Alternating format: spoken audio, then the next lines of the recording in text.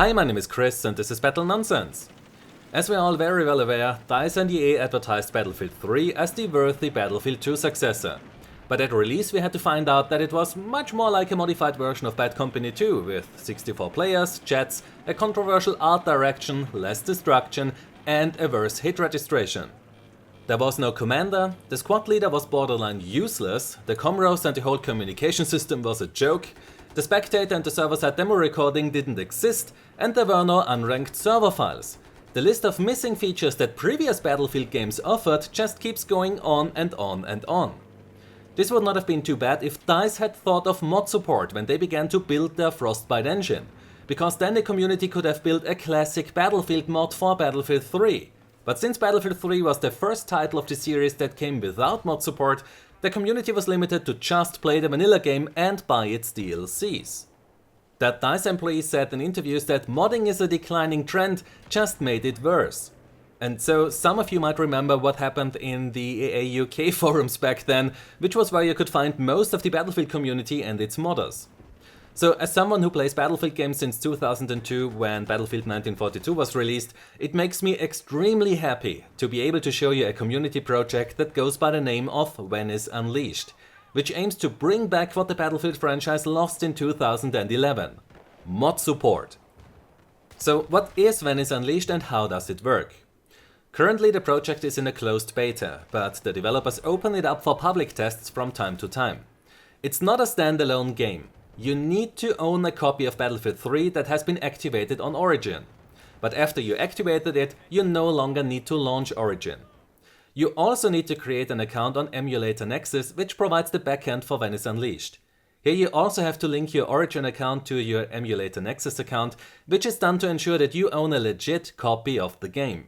And lastly, you need the Venice Unleashed launcher, which gets installed into a separate directory on your PC and does not modify or manipulate any of your Battlefield 3 game files. This means that you can still play on the Battlefield 3 official EA servers after you install the Venice Unleashed launcher. When you launch the game for the first time, then you can create your own soldier. Currently you are not able to create more than one, but once Venice Unleashed gets a persistent stats system, the developers plan to let you create 3 to 4 of them, and also delete them if you want to. Some of the elements inside the launcher are not working yet or incomplete, but here you can search and join servers as a player or a spectator. What you might have noticed in the gameplay is that the excessive post-processing and supernova sounds of Battlefield 3 have been disabled on all the Venice Unleashed servers. If an admin likes those effects, then he is able to enable them again in the options of the server. In terms of mods, the custom scripting system Venice Extension already allows the developers to modify the gameplay. And in the future they want to support content mods like custom models, textures, sounds and more like that. To make those content mods they had to build their own Frostbite editor called Rime. Which reminds me of the Battlefield 1942 days, because back then it was also the community which built their own editor for the game before DICE finished and released the official mod tools. Rime is currently in a closed beta and there will be a website and full documentation once it goes into the open beta. So if you want to help the developers to build these tools for mod support, then please have a look at the description down below where I will place a few links for you. So while the ability to modify the game is surely the most exciting aspect of Venice Unleashed, the developers didn't stop there. One of the big problems Battlefield 3 had was its hit registration, which suffered from numerous problems. The most infuriating surely was the receiving of damage behind cover when the shooter had a high ping. Followed by the game not showing you all the shots that the player fired, which frequently caused that players accused others of using damage hacks, since they received the damage of multiple shots while they could clearly see that the other player fired just one single time. Since Bad Company 2, the community asked the developers to increase the Tickrate or simulation rate of the game above 30 Hz. Which DICE didn't do in Battlefield 3, and also Battlefield 4 was released with a tick rate of just 30 Hz and asymmetric update rates of 10 and 30 Hz. So what could Battlefield 3 have been like if DICE would have listened to the community and increased the simulation rate of the game? Well, it's pretty easy to find out because Venice Unleashed supports both 60 and 120 Hz tick or simulation rates. Now, to find out how good or bad this works, I ran my usual delay tests, which means that I have two PCs side by side, where each connects to the game server through its own fiber internet connection. The game runs at more than 144 frames per second on a 144Hz gaming monitor, and network smoothing has been set to 0. Now, one player will fire at the other, and I use my camera, which records at 400 frames per second, to measure the time it takes for player 2 to get the damage indicator to show up, his health value to update, and to see the other player fire at him. So this means that these tests provide us with the actual delay that exists between two players who are connected to the same server.